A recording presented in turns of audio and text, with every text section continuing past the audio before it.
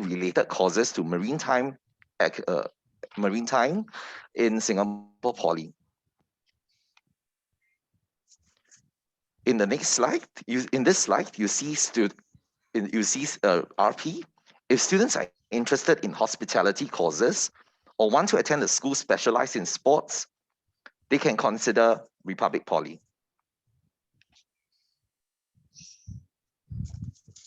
All IT colleges offer related courses in the area of business and services, electronics and infocom technology, and engineering. However, parents and students need to know the exceptions. For example, courses in applied and health sciences are only offered in ITE East. This slide shows the academic schools and diploma offered by LaSalle and NAFA. You may wish to know that lately, it has been announced that the two arts institutions will be initiating their own degree program for their graduates. So I've basically covered all the institutions that your child can pursue. So what actually exactly can our O-level students do? Where can they pursue? So these are the options available for students taking O-level exams. You may actually see that under the grades, or you may be curious, what does the abbreviation L1R5, ELR2B2, they respectively mean? L1 in general refers to their first language, which is commonly English.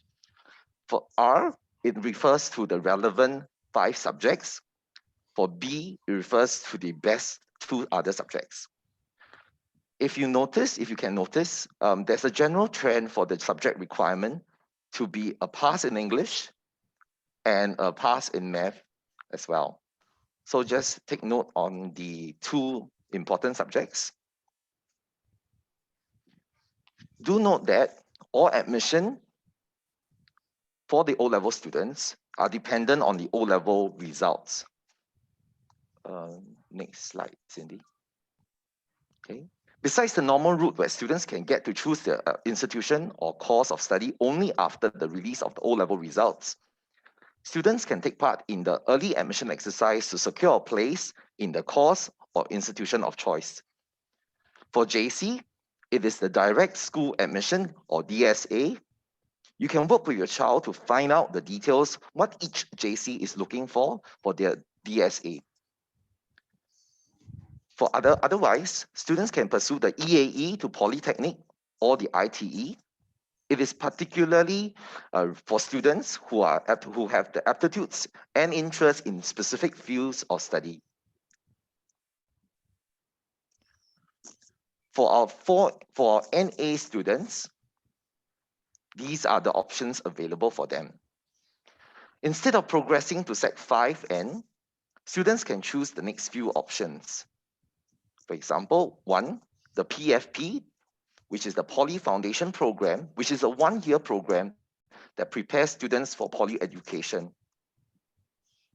Next, they can also choose the DPP program or the Direct Entry Scheme to Polytechnic, which is a program that prepares students for selected Polytechnic diploma courses, and they will pursue first a 2 and a 1/4 year higher NITEC program at the ITE.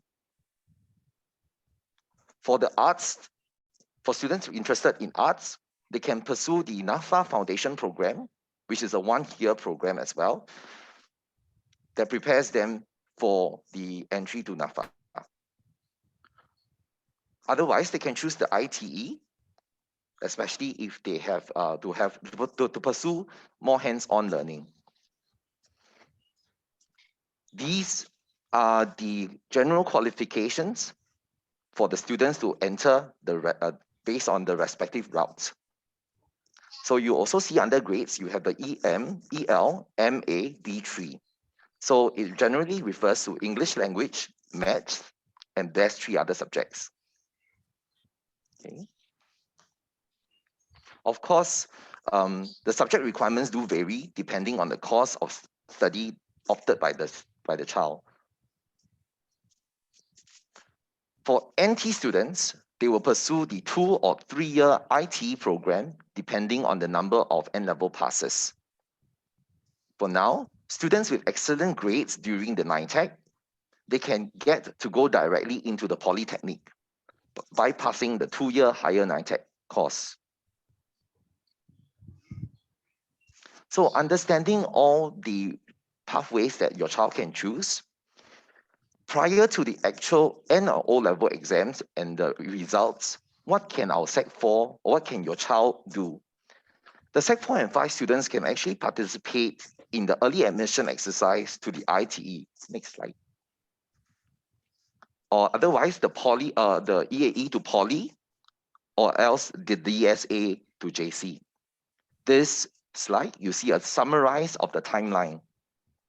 So you can see that to apply for ITE, the N and O-level students, the timeline for applying is end May. For Polytechnic early admission exercise, or else DSA to JC, do take note that the timeline it starts usually in June. So what has the school been helping your child? The school has put in place structures to support your child in this journey throughout that 4 to 5 years. In the CCE lessons, students have been given opportunities to use My Skills Future portal to understand themselves better through surveys. The survey points to them possible fields of career that he or she can explore. This points them to some direction which they can explore the different routes that can bring them to the career choice. The portal also showcases different jobs in the various industries. References to the qualification and salary are also mentioned in there. Parents are encouraged to have conversation with your child, making with reference to the resources in the portal. At the different levels, we have also put them through career talks by professionals, talks about the possible future pathway by the ECGC, and talks by the respective IHL, the Institutes of Higher Learning. When the schedules allows, some of them will even go through the elective modules designed by ITE to help them connect their learning, as well as to understand how an ITE lesson is like. Besides the ongoing individual ECG counseling when referred by teachers, workshops have been arranged for the graduating students to prepare them for their EAE application or relevant. This is what happens during the Sec 4 STARS program that happened 2 weeks ago or the week before. Upcoming, there will be group counseling sessions that will prepare them, the Sec 4s and 5s, in terms of finding out what their preferences are and helping them achieve the route that the schools that they want to go into. Otherwise, students can book appointments to meet the ECGC on a one-to-one basis.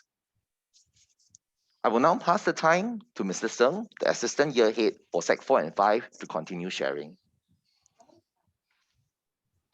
Thank you, Mr. Koh.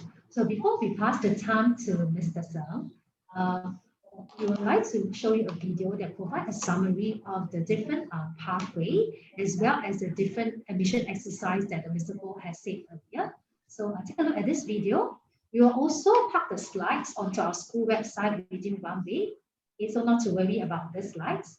Okay, so sit back and enjoy the video.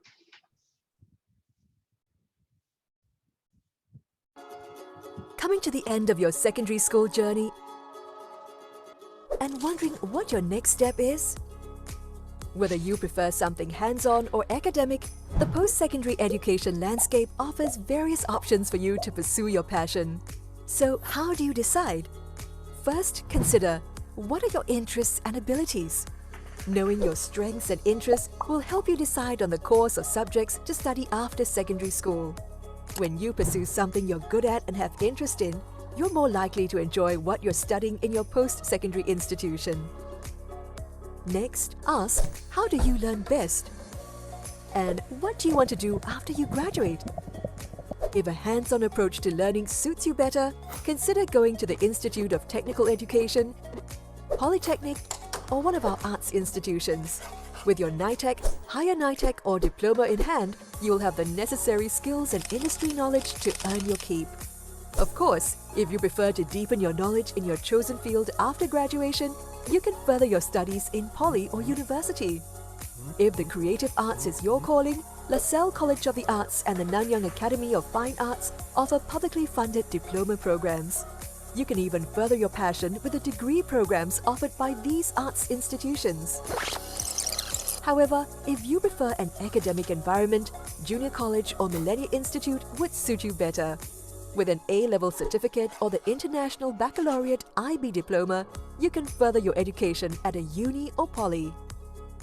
Once you're clearer about what you'd like to pursue and which educational path suits your learning style, you need to know how to get there. You can apply for your institute of choice using your N or O-level results via the joint intake exercise or the joint admissions exercise. But don't forget, you could also use your strengths and interests to help you gain admissions to them. The early admissions exercise allows N and O-level students to apply for admission to ITE or Poly based on their aptitude and interests even before receiving their results. It allows students to demonstrate their strengths apart from academic grades, allowing a wider range of talents to be recognized. For O-level holders hoping to enter JC, you can also apply based on your talent in sports, CCAs, or academic areas outside of the O-level examinations via the direct school admission. When applying for EAE, DSA JC programs in LaSalle or NAFA, a portfolio may be needed for certain courses to showcase your skills and accomplishments. Also, don't forget to brush up on your interview skills. Apart from admission pathways that recognize your strengths and interests, there are newer ones like the Direct Entry Scheme to Polytechnic Program and the Polytechnic Foundation Program that NA level holders could consider applying for if your N-level results meet the requirements. The DPP allows Secondary 4 NA students to be admitted into a 2-year higher NITEC program. If you meet the eligibility criteria, you're guaranteed a place in a polytechnic course mapped to your higher NITEC course. The PFP offers a 1-year practice-oriented course taught by poly lecturers to prepare you for entry into relevant poly courses as an alternative to Secondary 5. Pass all your modules in your PFP year and you're on your way to getting your diploma. For the creative arts, Secondary 4 NA students can consider the NAFA Foundation Program, a 1-year practice-based program that prepares NA students to be able to successfully enroll and pursue a diploma course at NAFA. To make an informed decision on your post-secondary pathway, it is important to spend time to discover yourself, your passions and strengths, and find out more about what each pathway can offer. In school, your CCA could help you develop your strengths, while education and career guidance activities like fairs and learning journeys can help you discover your interests. Outside of school, pick up hobbies or volunteer. Explore and try various things to discover what makes your eyes light up. Besides that, there are also many useful resources from the JCs, MI, Polys, ITEs and arts institutions that you can find on the web. Not to mention the stories from seniors who have already graduated from secondary schools into the various pathways. Last but not least, it helps to discuss your options with your parents, family, friends, teachers, and even the ECG counselors in your schools. The more you talk about it, the more informed a decision you can make. What if you realize the pathway you've chosen is not for you?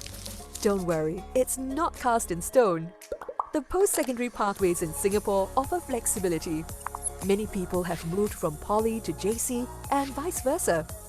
Others have gone from ITE to Poly but later decided that they wanted some work experience before heading back to Poly. You can also discuss the possibilities with the ECG counselors. Remember, deciding your pathway is not something that magically happens overnight. Start planning today so you have more time to explore and discover the possibilities available to you in the next step of your journey.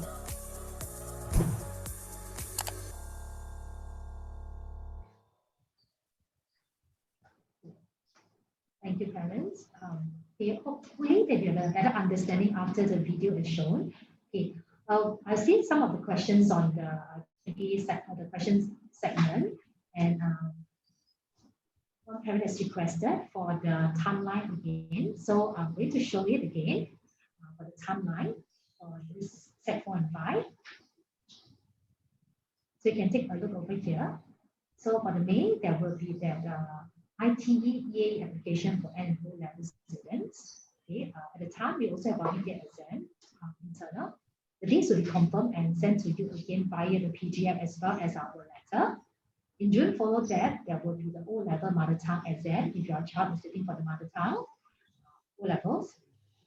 Around the same period, there will be the Poly EA and DSA-JC application for O-level students. Okay, about mid-July, we will have our O-level and as well as N-level oral examination. And in mid-August, preliminary examination, internal, and to be confirmed. Similarly, the N-level students will sit for the prelim exam first, followed by the O-level students. Okay, so you can see by mid-September, there will be the O-level practical exam and the N-level written exam. And then you will see the lead up to our O-level written exam in mid-October to November. So not to worry again, we will actually put up these slides onto our school website so that you can take a closer look, and if further queries, do drop us a line. We'll be here to answer your queries anytime, so that you can better support your child in the preparation for the national exam, and more importantly, the post-secondary pathway.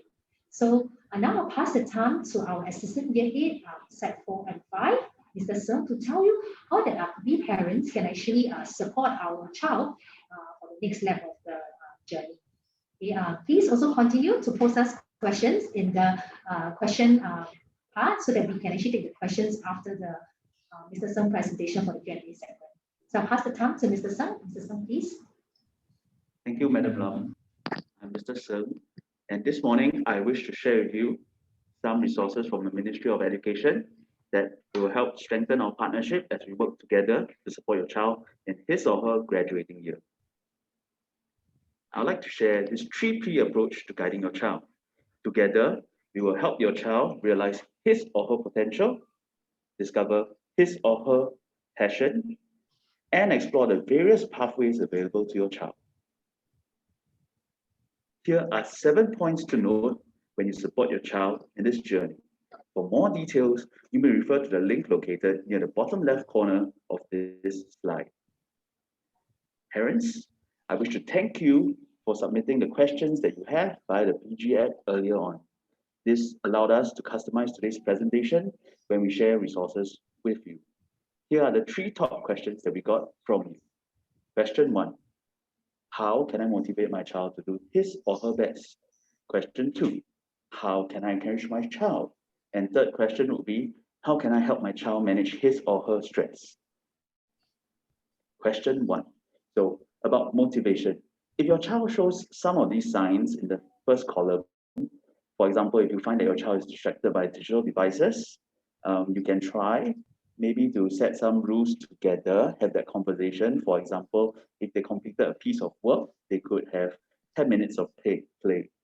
So the key really is to be consistent and for us to also reinforce that. Question 2. So stress is not necessarily a bad thing. It's very normal to feel stressed out at times, but the right amount of stress can motivate us to push on and give our best and overcome the challenges that we face. However, too much stress is not good. So how do you identify whether your child could be having too much stress or is under too much stress? In this table, there are some signs that you may wish to look out for. Some children may fear failure. This may increase their level of anxiety.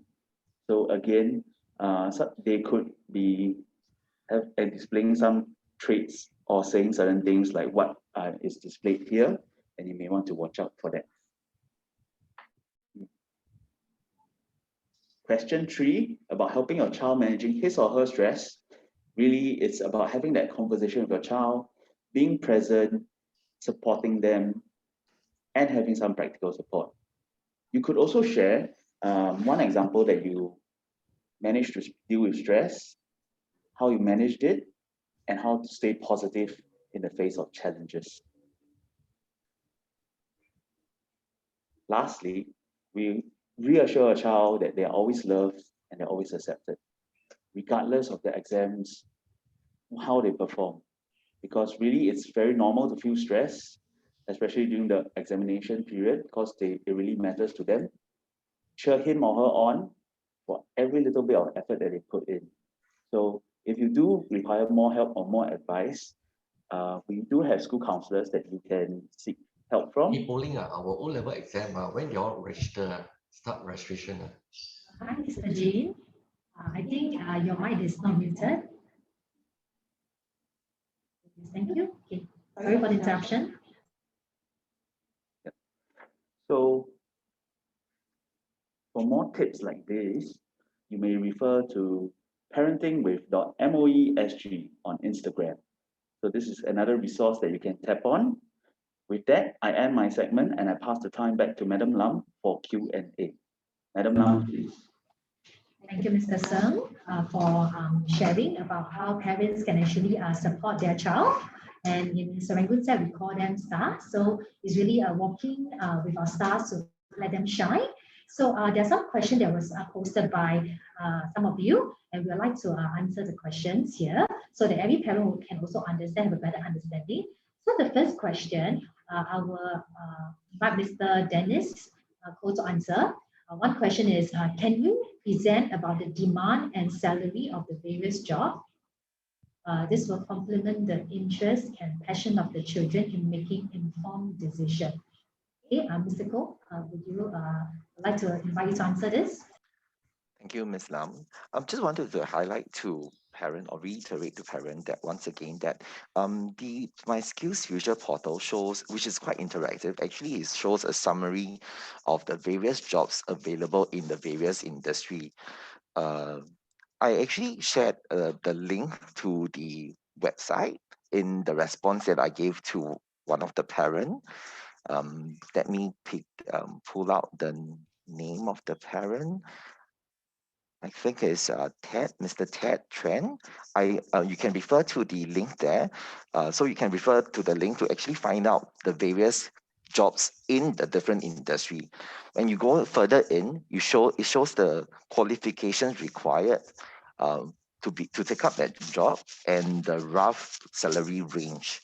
Also, an alternative source, which is one of the MOE on moe.gov.sg article that was published, it shows the career salary and all that stuff as well. It's also shared in the chat so that you can also refer that as an alternative source to the queries that you have about salary and the demand of the jobs. Thank you. Parents, I'm Madam Tay, the principal of the school. First, I would like to thank every one of you for joining us in this webinar this morning.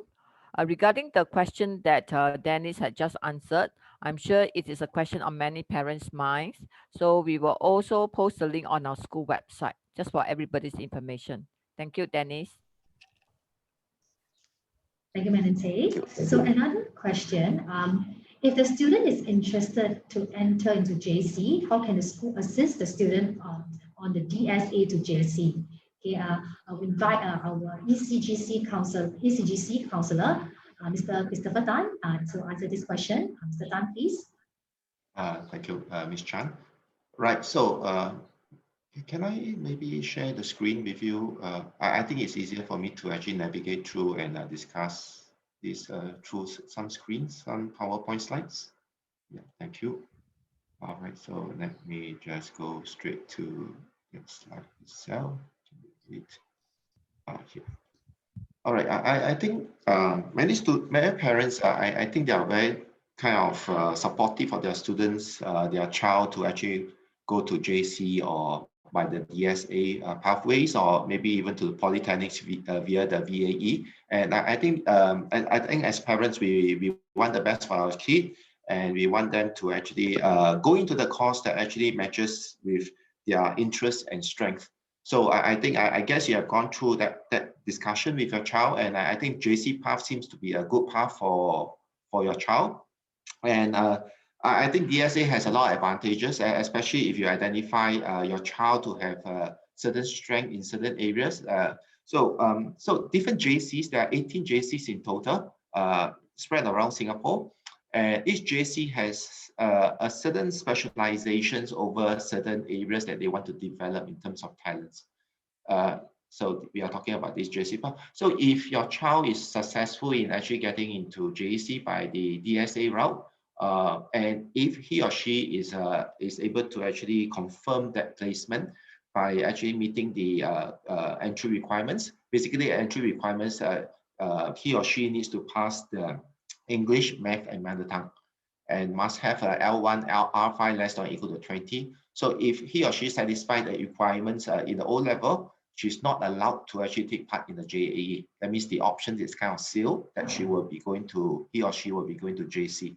So if you look at the different JCs, take for example RI, they have different requirements. Basically, they if your child is interested in going to RI, so he or she is able to actually apply to go into that using a certain domains, just one domains across, I think it's about 4 to 5 domains. So let's say your child is very good in basketball, he or she can actually apply using basketball as a DSA into that RI. So there are also other areas like performing arts, academic. If he or she is very good in math, for example, and has been participating in math Olympiad, she can use that to apply. And there's a windows of opportunity for them to apply. So if you look at RI, it's in the range in May. But if you look at the other JCs, the dates were actually not matching exactly on the 10th of May.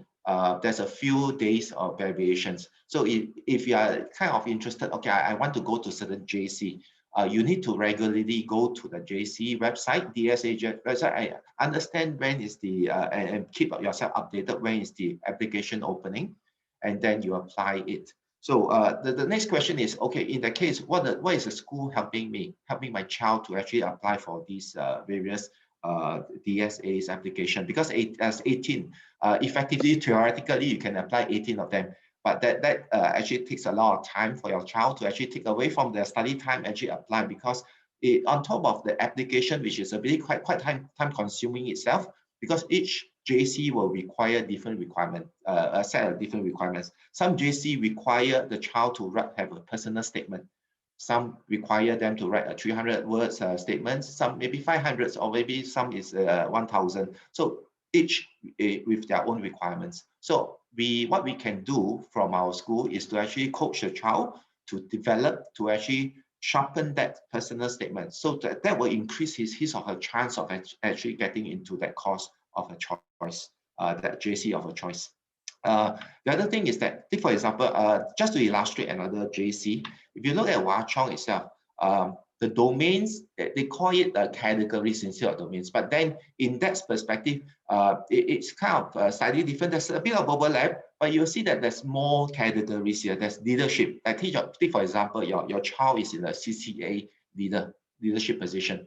He or she can use that leadership positions and apply into this domain, these categories. And of course, there are some common categories across all the JC. There's sports, there's performing arts, there's academic talents as well. So your child has to, or with you, to actually have to kind of do the research, understand which areas that he or she wants to apply. Secondly, which JC he or she wants to apply. All right, so this is something. And if you look at the calendar itself, the application period is 6th of May. It's no longer 10th of May as what is happening in RI. So that windows actually kind of varies. So keep yourself updated, monitor the application period, and then try to apply within that application period. Hope I have answered your question. Thank you, Mr. Tan. So there are questions also asking about who can my child approach in school to guide him in preparing the report for EAE. So like what Mr. Christopher Tan has shared, he is our ECGC, or in short, it's called Education and Career Guidance Counselor. So he really helps to support the school or school students in preparing and answering their queries about ECG. So besides Mr. Christopher Tan, we do have our ECG team as well. That's why you can see our Mr. Dennis Cole is one of the panelists. So just the recent level cohort program, STARS program, we actually have prepped our students, our staffs, to write down, pen down their thoughts and prepare for their statements, as well as to go through mock interview. That actually prepare them, set the tone for the next step, which is actually all the preparation of ECGC if the child is interested in. So if you are keen, to explore, don't worry, we do have our Mr. Christopher Tan, our Mr. Dennis Cole, plus the FTs are there to help and support your child in preparing the report. Another question from the question posted was also asking about when will the CCA stand down. Okay, to inform that actually our CCA stand down will be on by 9 April. Okay, so the next question I would like to invite our Vice Principal, Mr. Jean, to answer. The question posted is, my daughter is an NA student with 2 express subjects. Can we use the O-level score for PFP? PFP stands for Poly Foundation Program. And how to calculate the O-level score to N-level score for subject-based? So I invite Mr. Jean, our VP, to answer this question. Mr. Jean, please. All right, thank you, Cindy, and thank you for the question. I think it's an important question. All right, certainly you can, use the O-level score for admission into the PFP. Just a reminder, that we have flashed earlier on to get into PFP, the EL, English, Math, as well as the best 3 subjects must be at least, or rather, 12 points and below. All right, and there must be a minimum of grade 3 for EL, Math, and the best 3 subjects. All right. As to the calculation, yes, there is a table given to us, that we can help your child to calculate. But I think just for everyone's information, all right, when it comes to, let's say, for example, if your child takes an O-level subject, and if he or she scores, A1 to B3, the converted grade is 1. All right, B4 to C5 will be 2, and then the D7 will be 3. So not to worry, you can do that. I hope it answers you. Thank you, Cindy, thank you, Mr. Jean, for your answer. So we will also have, we would like to also answer some questions that were also raised to us via the application that was in earlier, because that might be some of the questions that is on the mind of our parents as well. So I think the first question, what must one consider to plan his or her post-secondary pathway? I will invite Mr. Dennis to answer this question. Mr. Paul, please.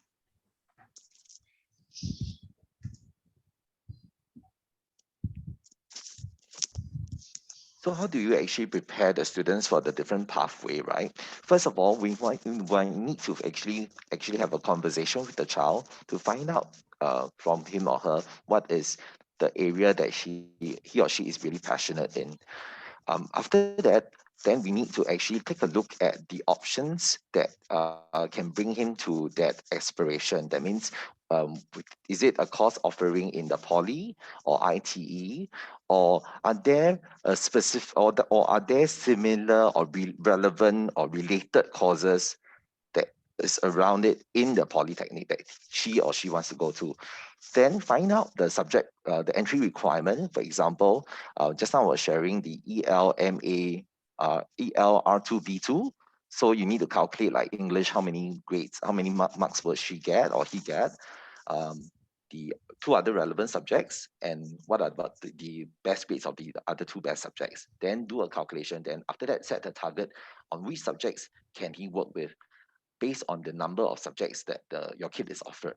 So currently, I think most of our students are offered 6 subjects. So he or she can actually prioritize which subject is he able to do well and slowly improve a grade at each time. I hope that answers the question. Thank you, Mr. Cole. So the next question, there's also one parent who asked, is there periodic update of the child progress, especially the subject that needs strengthening? I will invite our Vice Principal, Mr. Jean, to answer this question. Mr. Jean, please. Yeah, thank you, Cindy. Certainly, in fact, the so-called formalized, I call it formalized kind of periodic update will be through our WA, the weighted assessment, as well as the exams. And you certainly will get those results updates to your child.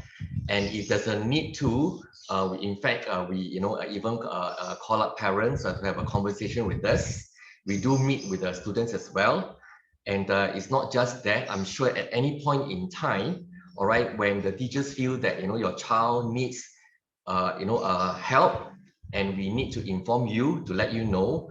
The teachers will definitely give you a call, and you are certainly welcome to call the teacher anytime if you really wish to find out how your child is doing, all right, with regards to his subject areas.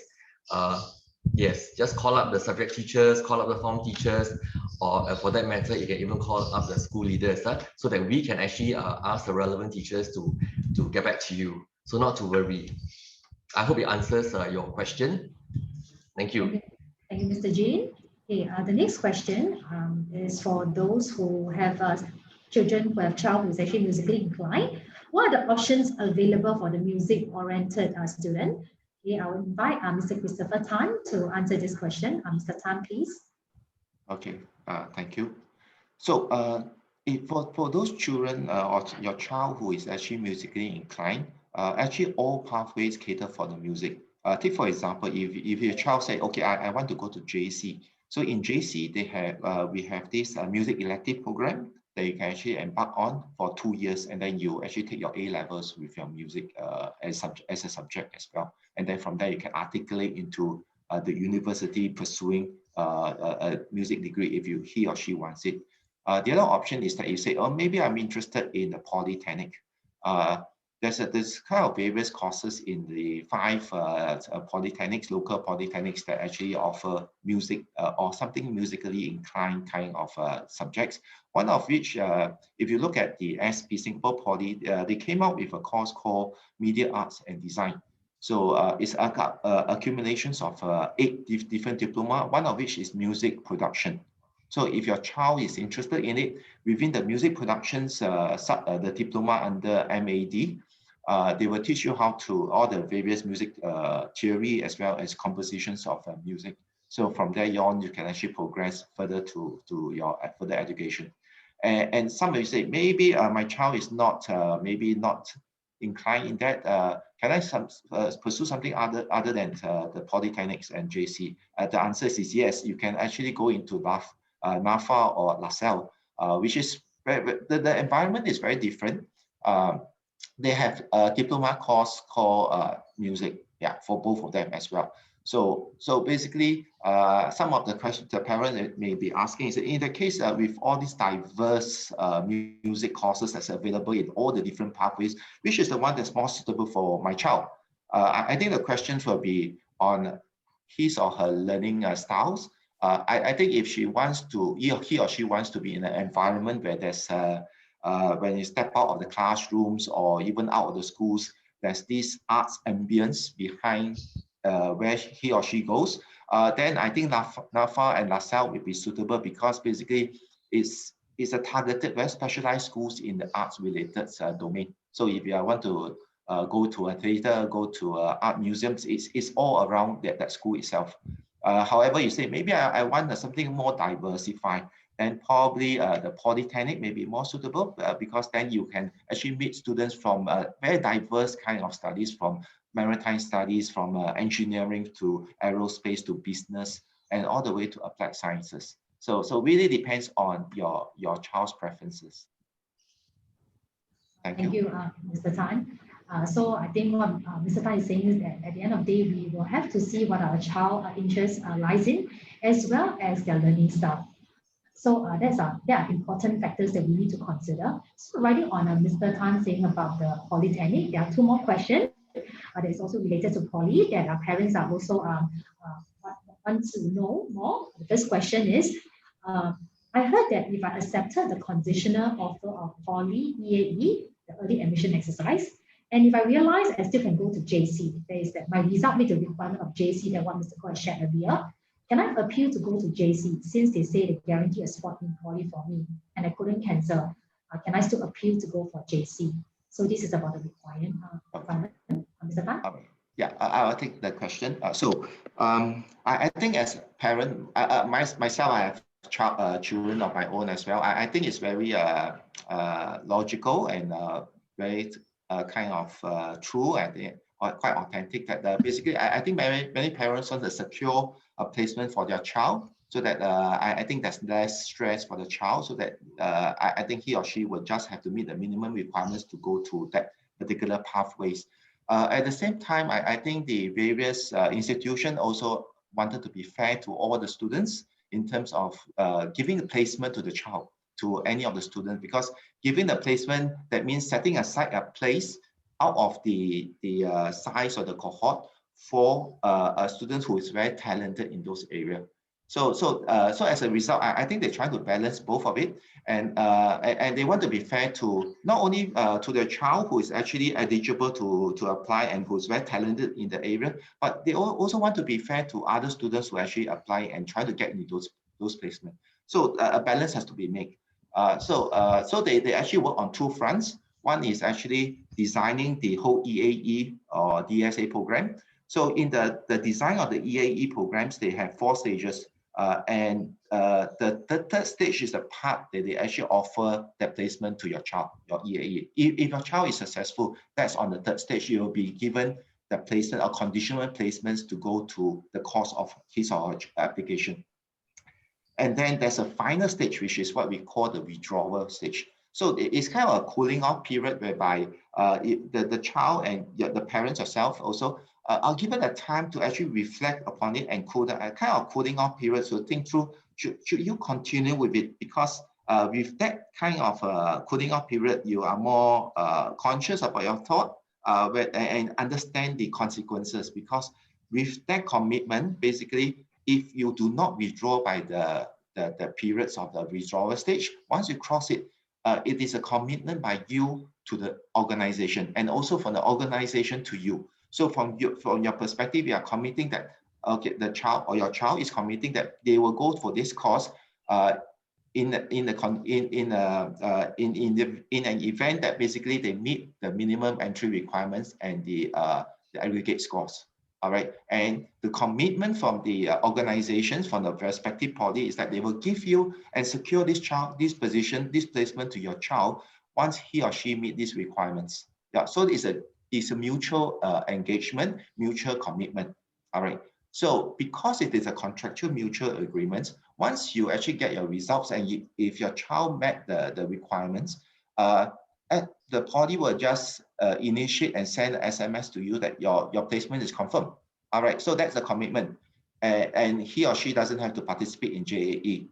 So likewise, the organization require the kind of commitment from the child to the organization. So it's a mutual. So the question is that, can I then back out? So the answer is no. I think the short answer is no, you cannot back out. So once you meet the requirements, you have to honor your commitment. Thank you, Mr. Tan. The last question, what is also related to poly? I think a lot of parents are very interested that they want to explore. So the last question is, what is the criteria or pathway for my child to enter the local university if he or she chooses to go to poly? Mr. Tan? Yeah, that's a good question. And many times I think when I run through with many of with the students in Serangoon Sec, I think that they have these aspirations to actually continue their study, whether they go through ITE to poly or JCs. They want to continue into the university, which is I think is a fair aspirations. So maybe can I share the slide? Maybe I go to this slide. Normally what I do is that I prefer to actually tell the student where to find the information rather feeding them the information, because I think the students are quite intelligent and very net savvy, basically internet savvy. They actually find more information than I actually look for. So what I can do is that I'm going to share this website with you. You can, if you want, you can actually go to this website as well. Let me just make it a little bit bigger. So yeah, okay. All right, so there are 6 universities in Singapore. And 7th university is in the making. Basically, the NAFA and LaSalle actually trying to form a kind of alliance to actually issue a degree. So based on this 6 university that we have, the AUs, what we call it, maybe I just use one of them, which is one of the more popular. I think many of the students in Serangoon Sec also wanted to actually pursue a degree in NUS. So let's maybe go to this website. This is what we call an IGP, Indicative Grade Profile. So let's say your child is interested to go to JC. This is the grades that the students in the 10% percentile and 90% percentile actually get into the respective courses, from law all the way down to science and business and arts as well. So correspondingly, because when you look at the whole pathways, like all pathways can lead up to the university. So there's a corresponding polytechnics applicants, what they call GPA. In poly, they don't go by ABCDs. They do go by ABCD, but then they actually converted in the point system 0 to 4. So in order to get into university, you want to get as close to 4 as possible. So the logic here is that as high the number is, the better the grades. All right. So if you look at the GPA scores for some of the university courses and US courses like law, so they're in a range of 3.8, 3.95. So you look, okay, so how does it go? What does it mean to be 3.8? What does it mean to be 3.7? So if you look at the point system, 4.0 is the equivalent to an A. All right. So what is a 3 then? 3 is equivalent to a B. All right, and then corresponding, you go go down. A C equivalent, 2 is equivalent to a C, and 1 is equivalent to a D in terms of your gradings. So when you are talking about 3.8, so we are talking about a B+ student. In terms of on the average, you are getting B+, you should be able to get apply law and try to get in. So when you look at the 10 percentile, 3.81. That is not the last student. The last student can go further down because it's kind of normalized. You see a normal curve. So this is the cutoff at the 10 percentile and the 90 percentile. 90 percentile, you are talking about the top 10% student, the lowest end of the top 10% student, whereas the 10 percentile is the higher end of the 10 percentile. Then basically there are students who may be getting 3.80, 3.79 in this range, but they are not captured here. They just give you the 10 and 90 percentile. So you say, must I always get 3.8 in order to qualify? The question is no, because I think, for example, in nursing, you can see that there are students who actually get 3.25.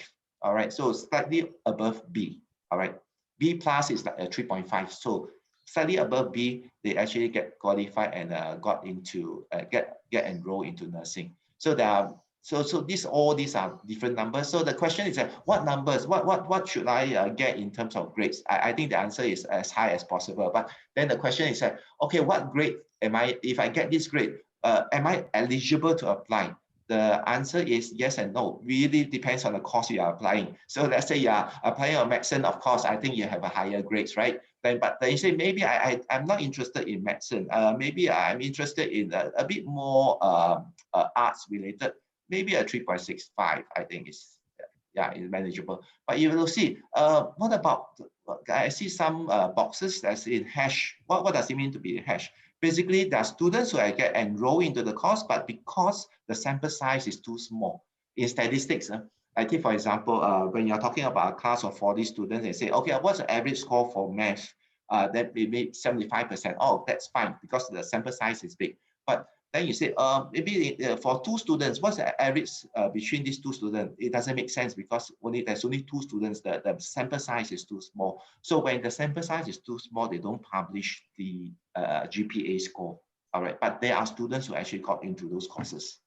All right, hope I have answered your question.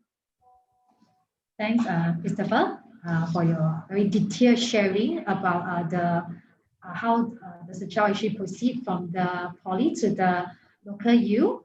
Okay, so with that, parents, we have come to the end of our webinar today. So, but if you still have queries, especially on the ECGC part, the counseling, okay, here are the details that your child or you can actually refer to, so that you can actually check in with him, and there are various modes.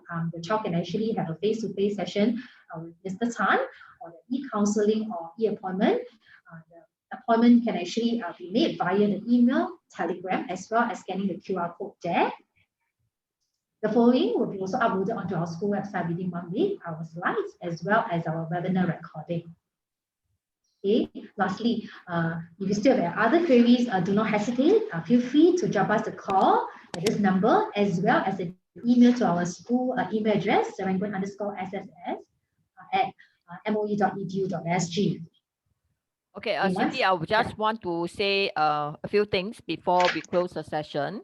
Sure. Okay, number one, I thank all the parents, about 56 of you here who attended the webinar this morning. Your interest to know more about how to help your child prepare for the national exam is already one step to success. Okay. Then number two, based on the slides that we have shared with you, it is important to note the timeline. In other words, the registration of the child's national exam is already done. Okay. What are the upcoming national exams, subjects, and when? I think it is important to take note and keep a tab on that so that you can help your child and support your child in whatever ways. Then also regarding what the child will do after the national exams. Now, as shared by Dennis, there are multiple pathways nowadays. All right, the landscape is complicated. So if you are not sure, I will encourage you to contact the school, like what Cindy has shared on this slide, either email us, call us, or even chat with the subject teachers or ECG counselor, Christopher Tan. We are all here to support you as well as your child. That is very important. Now, I must also say that very often, children are not very sure, 100% sure what they want, okay, after leaving Serangoon set. Now, it is all right. It is normal. Don't worry. As long as you have the conversations with the child, all right, you know that they can go to the ECG portal, they can actually chat with the teachers, they can talk to counselors, have some idea what the child wants, and that would be useful even at this point in time. Okay. Now, what do we do with some idea of where the child want to go to? To me, have some idea is better than to have completely no idea. It's just like we want to take a bus. You must roughly know where I want to go, so I know which bus service to take. Okay. Now, with that, then it is important to work out personally from my own experience, a timetable to get the child ready for this journey to arrive at the destination. Now, if a child has no idea which bus to take, which bus service to take, really no idea, it's still all right. It is important to still work out a timetable.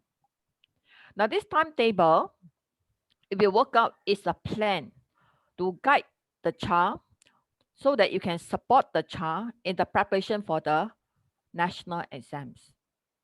Now, we all know it is a fact that the national exams is a placement. Your results will decide where you go. Like what Christopher has mentioned, if let's say you do well, you can choose a lot of courses, all right? Even if let's say you enter, like I saw one of the parents' question, enter the IT and offered to do PFP, do not worry that you will fail everything. I don't think so the child will.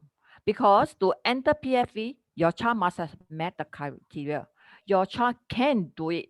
And I believe the confidence, right, to cope with the studies for the PFP must be there. And I want to encourage my students also to be confident. You must have something that is selected you for PFP. Therefore, you definitely can cope with it. Okay. So the planning on what to do to reach the destination is important. The child must put in effort. And that is where I believe that academic studies, yes, is important. The results, yes, important for placement. But it's this journey about learning the values, learning the skills that are equally important in life. So if let's say I roughly know which bus service I want to take, or I have no idea which bus service I want to take, but I must start right now to work hard and follow my plan so that I'm ready for the national exams. I'm ready to do the best that I can be. Then I will make my choices. Okay. There must be a commitment on the child to work hard. It's important to work hard. If you don't work hard, nothing will happen. I can tell you that. So must encourage the child to put in the effort. Now, of course, if let's say the child is not putting the effort, don't worry. That's why we say always contact us, the teachers. And like what Mr. Jin said, our teachers are here to monitor the child's progress. We always have a weighted assessment. We always have that phone calls to parents, and parents can always call the school as well. This is where the collaboration between the parents and the school very important to help the child. All right. So the child must work hard. We'll keep you updated. If you have queries, call us. Then together we help the child along this journey. Now, based on my own experience as a principal for more than 10 years, this last year, the step 4 is important. I also want to say that whatever PSLT score your children, my students coming to the Serangoon set, do not define them. I want to repeat, they have a chance to do very well. And there are students in Serangoon set who go to institutions like Hwa Chong, okay, RI. And I tell you, these students I've seen for myself, they work very hard. They're committed to the plan, the timetable that they have, and they eventually achieve the results. So I want to say that students in Serangoon set are capable of doing well. It's just that they must be motivated, be committed to work hard towards the goals they set for themselves. Now, in this journey, sometimes the children are not like what we hope, motivated, hardworking, committed, know the goal. It's all right. But we must encourage them as parents. And students must also put in the effort. If you encounter any difficulties, be ready to call us. We are here to support you. We want your children, our students, to do well as well. If they get good results in the placement to go somewhere, we are happy for them. If they don't get the ideal results that they hope for instance, I want my son to go to Hwa Chong and then didn't end up in Hwa Chong, it's still all right. This is the value of resilience that come in. In life, we don't get everything that we want all the time, but it's important to learn and how I can do better the next time. And these are the values and the skills that I hope my children, my students will have, so that later on in life, they can succeed on their own without us all watching over them. So I just want to say in conclusion that number one, I hope that this session gives you some idea, all right, on what are the possible pathways for your children. Number two, as shared in this slide, do not hesitate to contact us if you have any queries, okay, whether it's regarding your child's progress, regarding the options, etc. We are here to work together. And lastly, academic results are important for placement, but it's not everything. It is the skills that the child learn, the values that they have, that is important in this journey. Very importantly, do not let the PSLE result define you. We want to tell you, as long as the child has a plan, has the values, put in the hard work, I'm very sure they will succeed and do well. Okay, with that, I thank you for joining us in this webinar this morning. Yes, back to you, Cindy. Thank you, Madam Tay. So thank you, Madam Tay, for sharing and the summarizing about the importance of really preparing your child and walking this journey with your child. Just one last question that my child has only 5 subjects. He's taking MLB for his Chinese. Is he still stand a chance to enter poly? The answer is yes, because for poly entry, you need 5 computable subjects, excluding the CLB or the MLB. Yep. If you still have any queries, like what we have mentioned earlier, please feel free to drop us a phone call or drop us an email. So once again, we want to thank you for spending the time with us on this Saturday. Appreciate that you can fill in the survey form when you exit the webinar later, and have a good day ahead. Okay, goodbye.